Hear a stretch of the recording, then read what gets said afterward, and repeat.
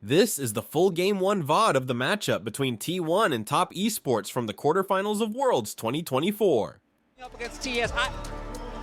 If it's a buffet, the team fights are the crab legs, and I'm hoping we're going to get some incredible ones. You can already see the bans, there two it high is. priority picks, the Yone, the Aurora, both taken away by T1. TES on blue side get the luxury of a bit more target banning. So then we drop down, because this is definitely expected from T1 to double ban these, but the Silas and the Ari are both champions that are very high priority for both Cream and Faker here at Worlds after the little bit of meta change. So we'll see where they go and trade back here for the Rumble pick.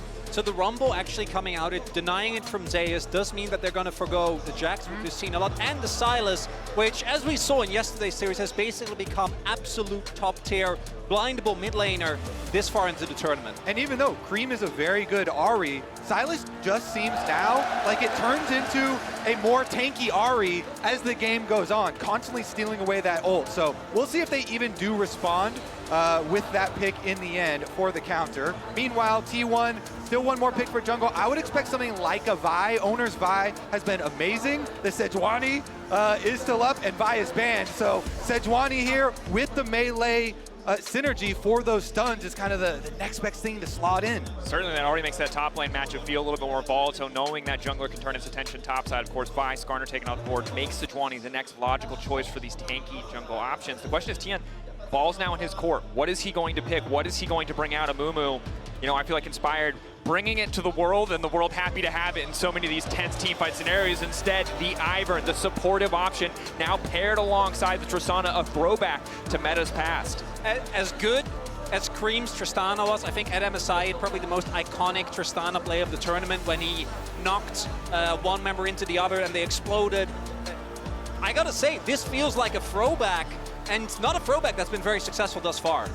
I would like to see another like double 80 carry with Ivern comp succeed though. You know, they already have their Rumble for AP damage, so you expect the second 80 carry to come in, and then Mako to lead the charge, round out the comp with, you know, one of those engage supports for him. So TES comp seems pretty locked in at this moment, and it's up to T1 to try and ban away the strongest components of what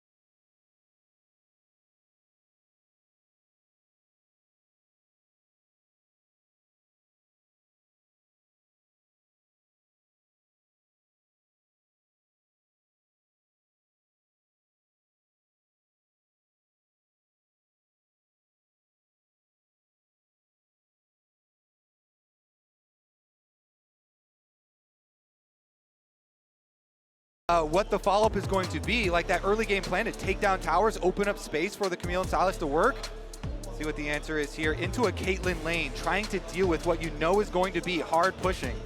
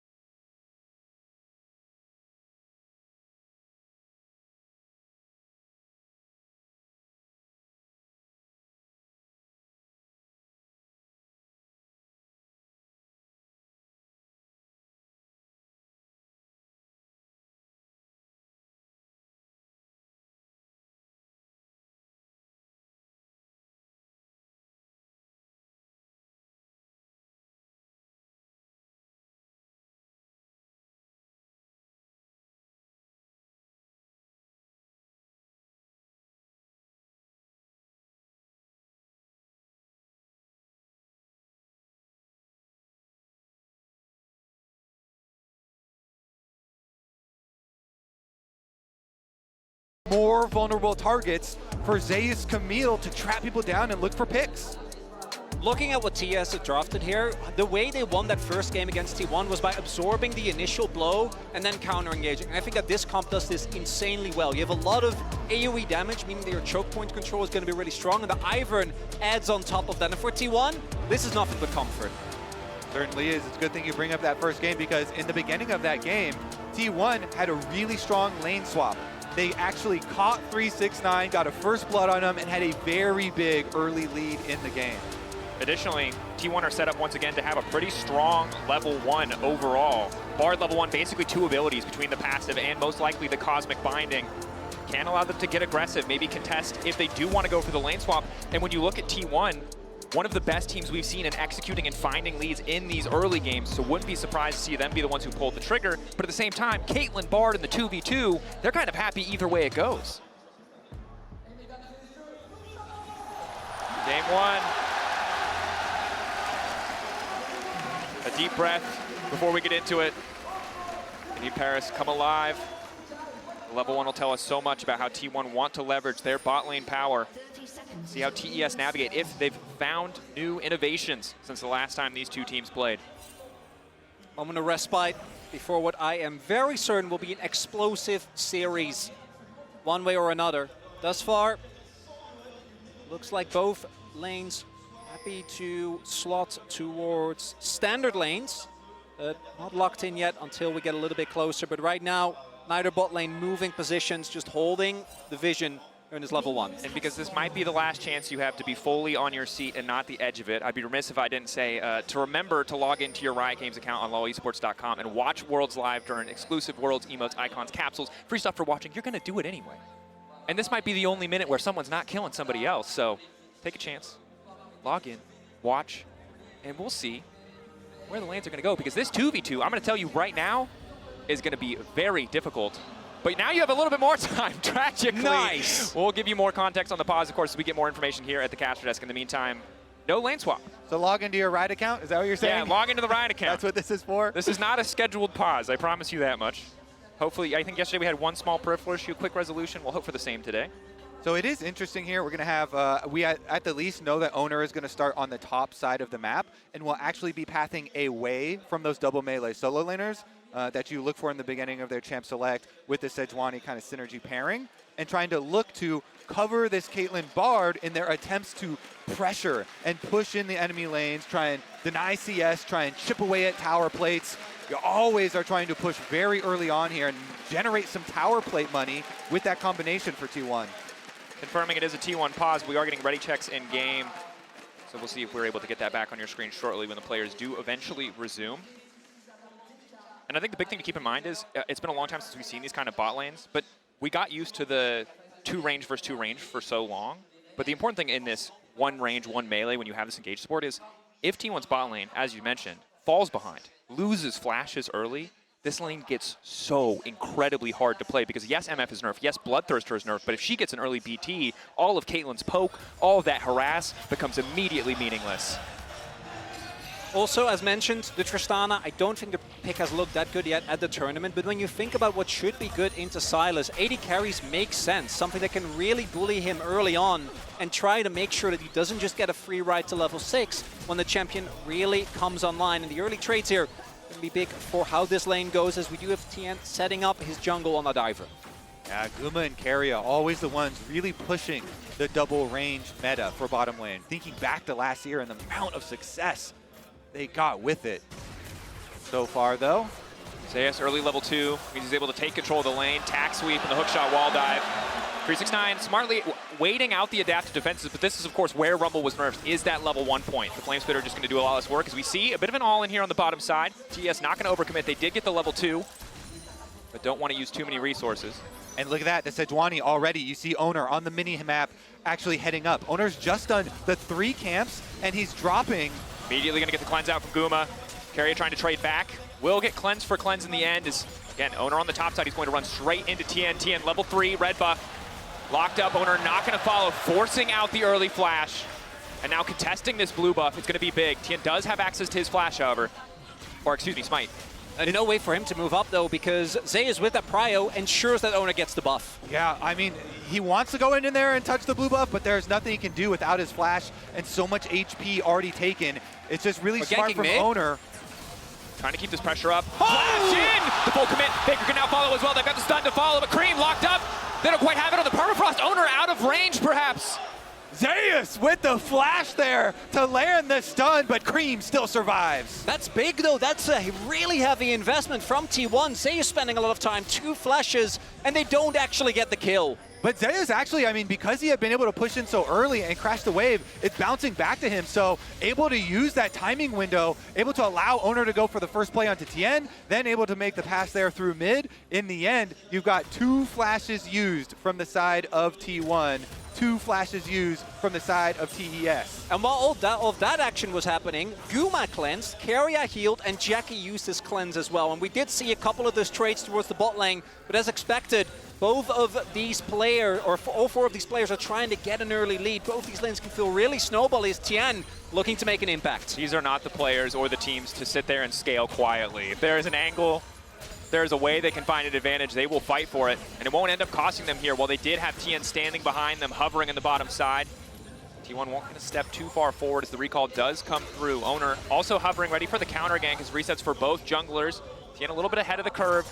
And Zeus, of course, used the pressure that he had well, but it does give up a bit that he had to spend so much time away from top lane. 369 now really just trying to crash this wave. I think it was just so smart planning there from T1, where Owner goes over, plays off the pushing Camille there. Zeus really nice, taking advantage of the level advantage for the big chunk and moving in, but bottom Excellent side. Zenith Blade, stun fall if there's no cleanse available for Guma, but he has a portal waiting behind him. Ignite is there, trying to get a bit more damage down, forced to flash out. And we're seeing the junglers actually flash on the Raptors here as Tien is trying to get his channels off, but there's no way you can channel with T1 members in your face. Such a difficult situation to be in. Cream playing with a lot of confidence here, but the sustain from Silent is decent. Carry on the way up. Drops a little health back to keep Faker standing. But Tien, that's a flashless Ivern. Oh, he's going to get taken down. A little bit extra healing for the level up, but it's first blood for Faker. Oh, in these plays! TES had been winning small advantages. Summoner spell off of Gumi. They get the flash on bottom side. Then summoner spell here off of Faker, but they lose the first blood. The roam up from Keria. Keria being the difference maker on this board. One of the biggest strengths of this champion is his rotational speed. Can get so quick from lane to lane. And it ends up being the big difference maker here as he gets spotted walking back, trying to steal those Raptors on a ward. He put up the brush there to get some vision for himself, but then there's no way you can finish that channel as Owner came over the wall. And Faker here does have to blow his flash after going for this trade onto Cream. But then once Keria arrives, Owner's able to pinch onto Tien, and because of the early invade that they played off of Zeus's pushing Camille, there was no flash on the Ivern, and they do cash in on the first blood. Let's get back to live though, because the Grubs as well are being taken. T1 reset, looks like they were able to get first setup on Grub, shifting their bot lane up towards the top side of the map. And again, we're seeing a very similar story to the first time these teams played this tournament. T1, incremental advantages, death by 1,000 cuts in the early game as they continue to take a little bit here, a little bit there. Now a kill, some summoner spell cooldowns, and the Grubs as well. And it was the flashless Cream that I think also couldn't play as aggressive as otherwise he could have if he did have that summoner available. And the kill also went over to Faker. Of all people in that play involved, definitely the best one. Zeus might be in some trouble here. Has the hookshot on the wall dive. No flash. 369 does have his, as well as the equalizer. Going to use it for the slow route. Crucially, not going to connect. Casual tack sweep. Zeus will be able to walk away. He still has 2 cookies. Yeah, his wave was in a little bit of a rough spot, so the timing there was quite nice for Tien, but Zeus, good use of the passive there. Procs it, then gets his hookshot away, calmly walks out of danger. I feel a little bit bad for TES in that Mako had been the one to actually start out the good play, burning Guma's flash, but then the chain of events still going the way of T1. And they really managed that situation quite well, with Guma immediately resetting, going to the top side, and then getting the objective for themselves after them being the ones that got their extra summoner spell burned in the 2v2. And now on the flip side, T1 reset again, and they're going to get the dragon as well. It's just they keep on accruing the objectives here.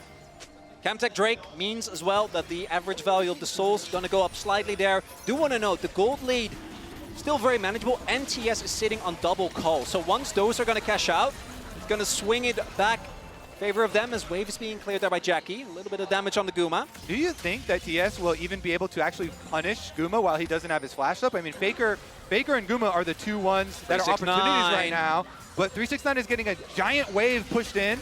Faker might be the one in trouble now as Mako moves in. The flash forward, the Zenith Blade not going to connect. Now the ulti coming out. He's not going to be able to knock Tristana away. Cream walking away, standing. Good dive, but the response on the bottom side. 369 needs to back up. Permafrost, perfect layering on the combo, but 369 is still living. He has the wave as well. Zayas wants to go back in for the hookshot wall dive. Adaptive defense is fading away. Red buff ticking. They're on the way! TES incoming. Zayas, there should be no way out of this one. The recall. A hope, a dream, the flash as well. Maybe a bit ambitious. Mako! He doesn't know! He thinks he got out!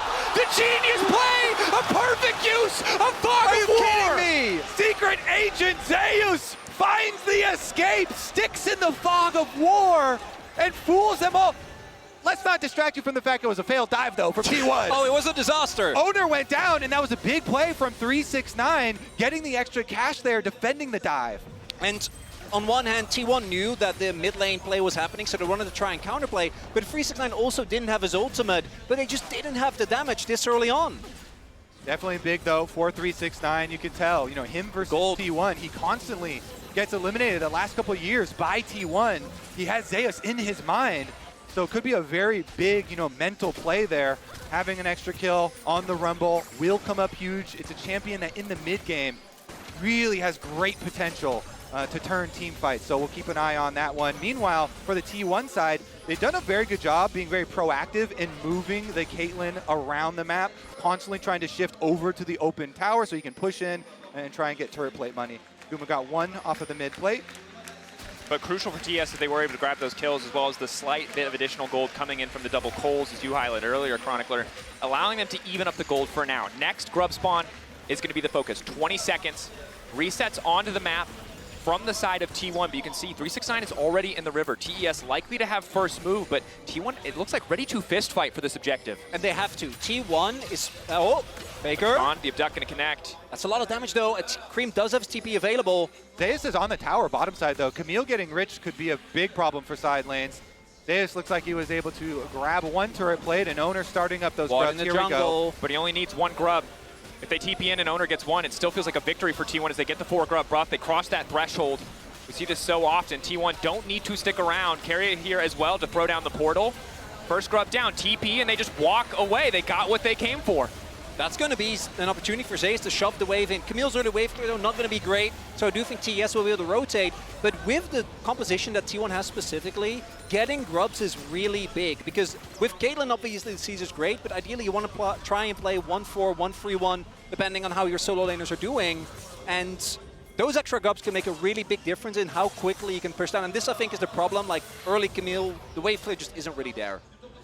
Definitely not, but the extra time Zeus is happy to have, right? 1-2 items, this champion starts to feel impossible to lane against, and your strong point is 369, or was. Obviously Zeus picking up a lot of gold balances out that individual discrepancy, and you really want to, as TES, leverage this Rumble, but T1 just aren't giving them that straight up 5v5. You highlighted earlier, moving Guma around, avoiding that flash cooldown, but we'll see if they can maybe catch Faker here. Look at this hover play from T1. Well, now with the sweeper, they are spotted out, but Carry and Owner had come to hover Faker. With similar thoughts there, allowing that side lane. Forward goes down, likely they spot both Carrier and Owner. 369 finally knows that he has the freedom to push up in this 1v1. T1 setting up here, and again, last time they played, it was around the blue buff in TES's jungle. The massive fight that turned it back for TES. We'll see if T1 want to go for anything similar, want to put more pressure on the top side of the map. A lot of vision being set up here for T1. Most of it should last when the Herald spawns. And with Caitlyn in particular, want to try and get those turrets down as soon as possible. Keep rotating, keep getting those plates. We'll see. Dragon in 40 seconds. Opportunity here for either team. I do think TS, they want to get that 5v5. We already mentioned. But with the 2 TPs from 369 and Cream being invested, we could see T1 either try and play around the teleport advantage, or instead just go for the plates and try to accelerate the gold lead. Looks like they've left 369 to push in that bottom wave, and they do Temper get... fade's big. Cosmic Binding doesn't quite have the angle yet. Ulti coming in from the Caitlyn. Ult comes out from Owner as well. T1 fishing a little bit. They do manage to get the flash of Jackie Love, which will be big in the fight to come. Already the Carrier Bard finding some value here. That ultimate, the main goal is to get summoner spells with it. And you mentioned Chronicler in Champion Select. Misfortunes in general have had a very tough time this tournament in being able to even look for areas to get their full channel off. Now with no flash, Jackie has to be so careful with his positioning. And I mean, basically every single champion on the T1 lineup can just cancel that MF ulti. Guma probably the only one who can't do it quick enough for it to matter. So the perfect placement, the execution from TES has to be flawless. Bloodthirster going to make it a lot easier for Jackie Love to stay healthy, to keep pressure up in these lanes. But thus far, T1 very much dictating the pace of this game. TES have punished well once or twice to shut down some of that T1 aggression, but T1's completely in the driver's seat. Very reminiscent of what we saw in the first game between these two teams. The timing here works out really nicely though for T1. There isn't really an opportunity for TES to rush the Herald, even though they did retake control of that area, have been able to put down a lot of wards there. Owner will be able to get the second dragon here for T1. Hex stack. When you have a Caitlyn, a Camille, I mean, it's always going to have a lot of value, but to me, the most fun Rift as well. The rotational speed that was already there for that Bard, going to be even further accelerated. See how the teams are able to use it. I love it. The zoom map here. Oh, yeah. We're just going to even further accelerate T1's map movements later into the game. And of course, that's an exciting point that we're looking forward to. You know, once these outer towers do start to drop, that's where you start to see a lot of these attempts at picks. And let me remind you, 369 versus Gen G was the matchup where his Rumble constantly got picked off in the side lanes, and people were very, very critical of it. So we'll see if TES can avoid that situation. They're going to give it up, it looks like. Although they are moving over, T1 should be able to at least get control of the Herald. T1 on his way as well. And level 2 on the Rumble ultimate. 369 is coming. You get to walk through the K-traps. Daisy going to lead the way. Mako just barely avoiding those traps. No flash on Jackie. Controlling the bushes there, but Daisy about to fade away. TES seem uncertain, but now they want to start the fight. Immediately the engage coming through. Ulti not going to connect. Full channel from Jackie Love, but everybody on T1 is still standing. Objective down. Owner secures it, and again, the discipline from T1. They won't get pulled into the fight. They got what they came for. Carrier kind of absorbs right there the full engage and the channel of the Misfortune ultimate. Magical journeys himself out. The rest of T1 stay calm, finish the objective, and then leave. Because the objective, the Rift Herald, that tool to take down these towers and get them to the next step of their plan is what is key. Baker spotted by the blue trinket. Again, Tien shadowing Cream this entire game, hoping to find the angle, but Carrier is here as well. Redemption coming in, a bit more damage onto Baker, a bit more healing for Cream. Baker needs to get the hell out. Nice tempered fate to buy some space. Cream not feeling confident enough to step any further forward, but with Mako on the way, that might change. Yeah, the rest of TES coming over to try and follow the play. Should just be neutralized as Baker's going to have teleport ready. Was the empowered recall from the Herald, so just able to get full health, teleport back into the play, and TS are investing a lot of people here towards topside, not finding anything just yet. Root, are they going to follow? Carrier able to make it back into the Krug's pit. And again, you can see TES. Tian is spending so much time grouping with Cream to try to shadow, to try to protect this Tristana, and we know 2-3 items. This is a champion that could take over the game. But in the interim, while we're waiting, it just feels like TES's ability to respond to T1 is so muted. What we do need to address, though, is that, as mentioned, as expected, the gold lead basically has become even thanks to those culls now cashing out. And the gold, where it is better for TES. A lot of the gold that is on T1 in terms of leads is on Carrier, but not going to really be able to use that as well as some of the other members. Yep. We've seen a lot of double AD carries plus Ivern throughout the recent meta, and know what the mid and late game of that do look like. Zayas finding a surprise 369 waiting in the brush for him. He forced to back off, but T1 was set up in the mid lane. Don't even need to drop the Herald again. 4-grub buff, a quick push out. And if TES aren't in position to respond, it's so easy for T1 to collapse. Ulti from Owner is there. T1 not certain if they like this fight, gonna start to back up Redemption. Now the ulti from Jackie Love, incredible patience to chunk out Owner. TP! TES 369, this TP has to be big. They need to be able to find his kills, but it's interrupted by Zayas crucially. Off screen, the Camille taking 369 out of the equation. That could have been a disaster for T1. Zayas used his ultimate for gap closer there as well, it looks like. Getting out alive after stopping the teleport. TS, though, they're immediately going to rotate on over. They still have the pushing wave on bottom side, so it did cost Zayas. It did cost T1. But Zayas TP's top. He just wants to get a tower back. He doesn't even want to return bot lane, knowing they don't have priority, knowing they don't have control, using this Herald to knock down at least one tower, but potentially even two. All of TES in the meantime recalling, sending 3 members to that top lane to ensure that that does not happen. Really good read from T1, because you actually read the play from TES. They were sending members towards bot to maybe punish Zeus in case he did TP towards that bot lane turret. Not the case. Turret trade ends up going in favor of T1. And this is so frustrating for TES. T1 are so slippery. Every time it feels like they've stayed maybe one extra wave. You can see Mako's just chasing, just running, but we're a second away from another magical journey, and the play will just fizzle. So a lot of what this game is going to look like, especially as more of these outer towers do drop. TS here are keeping Mako on the top side to allow Cream to finish pushing. Want to highlight as well that the fight we saw there with T1 trying to engage and then Mako catching most of it and then the counter mage is, I think, how TS wants most of the fights to look. The issue is, for that to really be a consistent strategy, you need to be first to the objective. And with how T1 have been moving around the map and generally been ahead of the play, it can be quite hard. This time, though, for this Dragon, they have the ideal setup. Mid-wave pushed out, everyone is in position, and this is where the entrenched Ivan can be really hard to root out. Honestly, if I'm T1, I do not fight this Dragon. Yep. I do not face check this. I just try and get more side lane money onto Camille. My split pushing strategy is the best way to go for T1. Looks like they are going to try and get it for Zeus. I mean, they got the second charge off. How quickly could they get damage? A lot of members here? on the way. Ulti is there. They need to get Cream away from the wave if they want to push this. Carry going back over. Looks like T1 don't want to overcommit. Not quite 100% sure where the remaining members of TES are as Faker starts to push in bot lane, but I think it's a great call.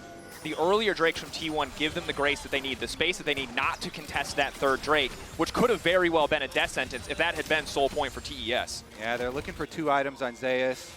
Well, let's see, creeping around here with a control ward. Owner fishing for the ulti. Perfect buffer from Cream. Crucial, because that could have been the pick that started to break open the map. 20 minutes to Baron just spawning. Speaking of 2 item power spikes, those double 80 carries with their double item power spikes. Let's see TES use this double 80 carry Ivern comp. It is up to Mako. Mako, the big play maker, the veteran here. One of many, but he's the one with the big useful tools on the Leona. And look, he's on Bloodsong. He knows his job. They have to kill one of these priority targets. And you saw in that first fight, Carrier walked away from a full channel ML fault. It did not finish him, but with 2 items completed, I don't think that's going to be the case anymore. Mako just clearing vision, making sure that there's no funny business around Baron. I don't know how much T1 loves to pull those.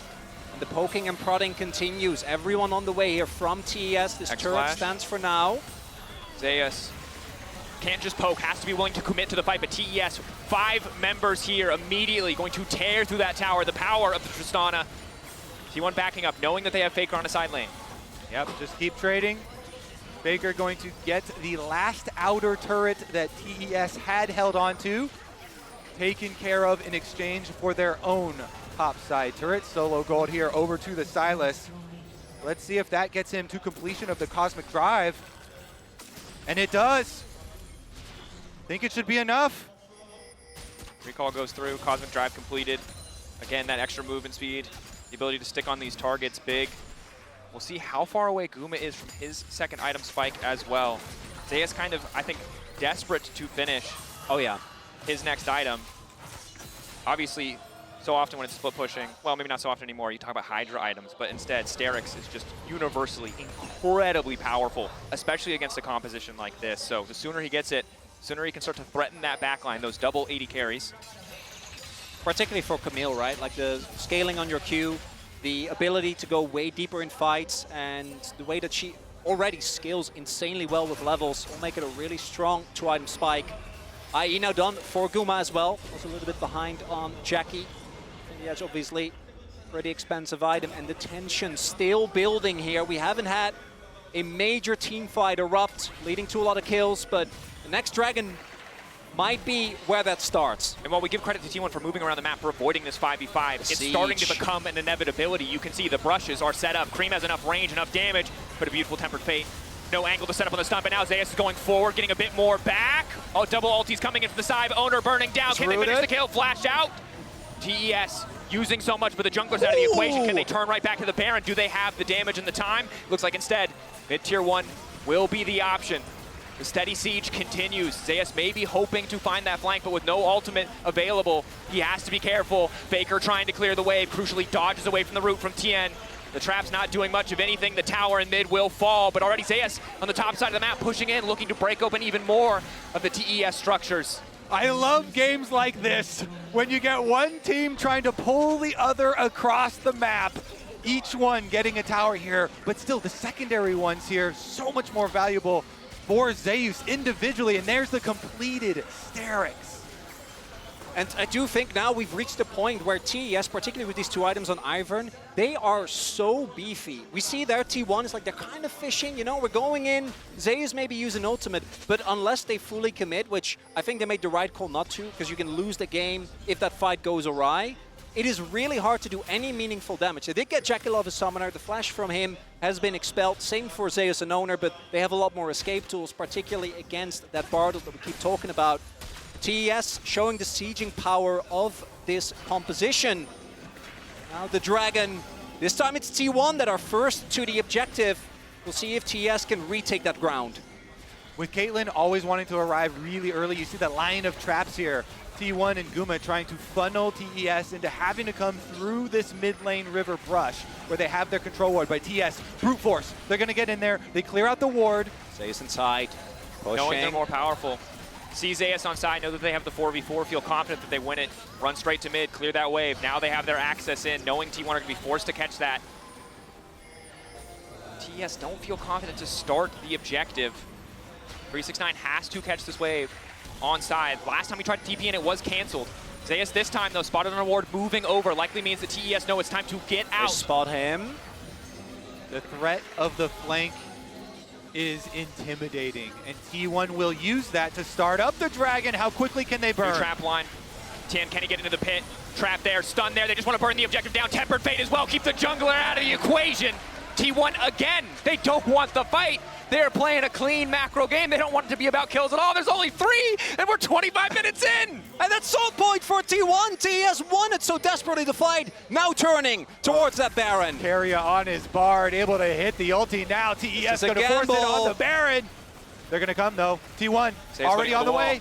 Oh, the damage. This is such a hard 5v5 for T1. Owner locked up briefly. Chain CC there. There's the bullet time as well. Nice.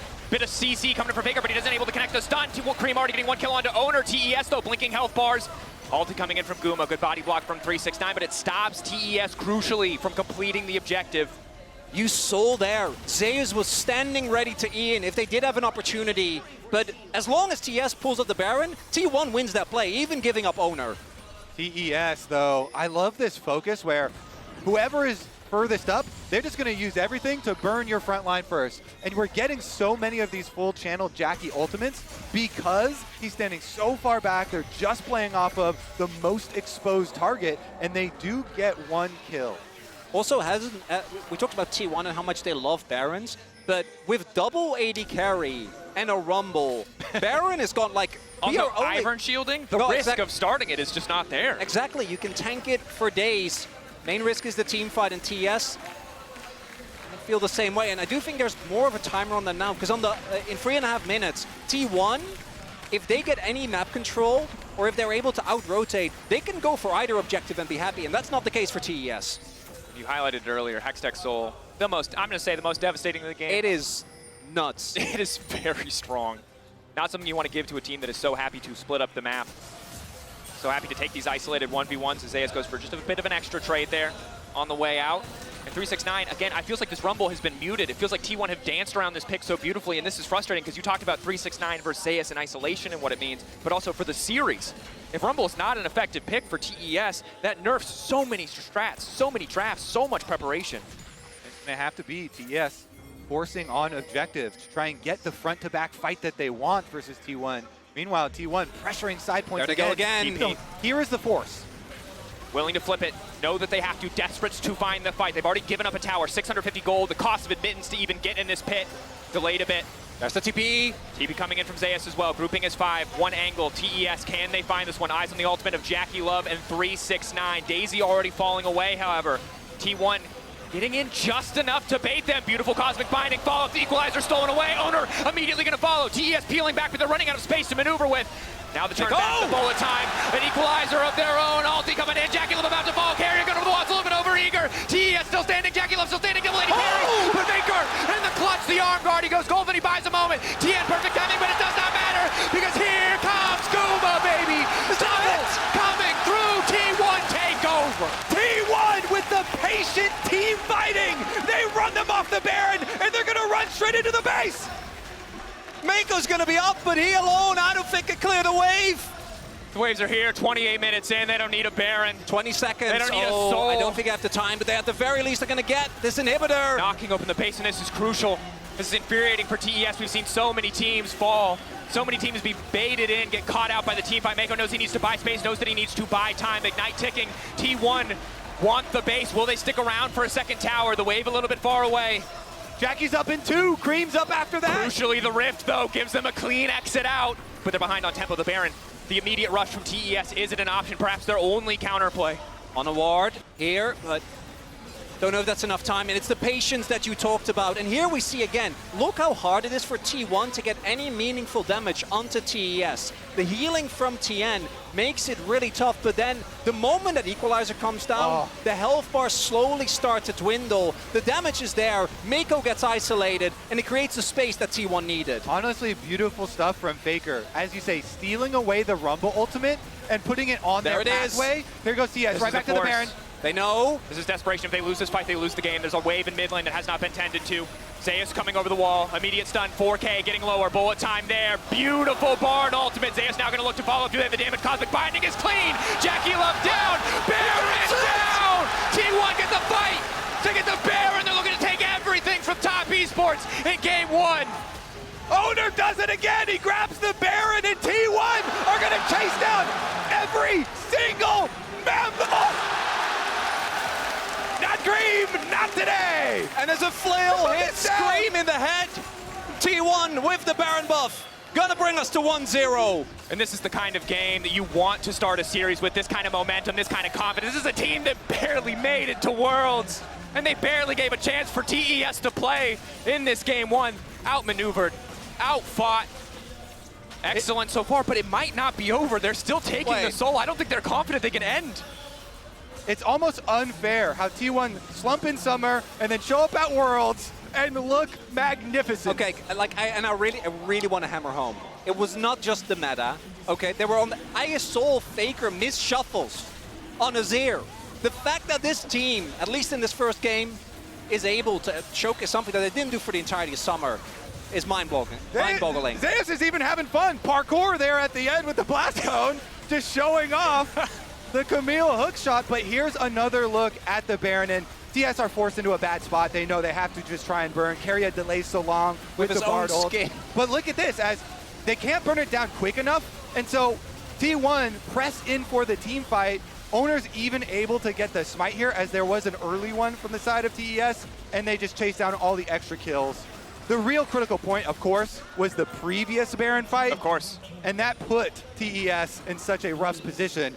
And they chase them all down. And again, that's a desperation move, but if they don't do that, they lose soul anyway. So they had to take that Hail Mary, but T1 again.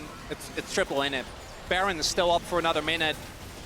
Look at that poke damage. This gold lead insurmountable. The stolen equalizer doing more than even 369 could. Zeus walking up, hitting the tower, taking their time. T1 sights on the objective. Now taking the fight as well. T1 from start to finish in control of this game. 1 or 2 small hiccups, but they've been taking over thus far. Jackie trying to turn it back, a decent ultimate, but with the Nexus exposed, T1 don't look for the fight anymore. Happy to just take the game.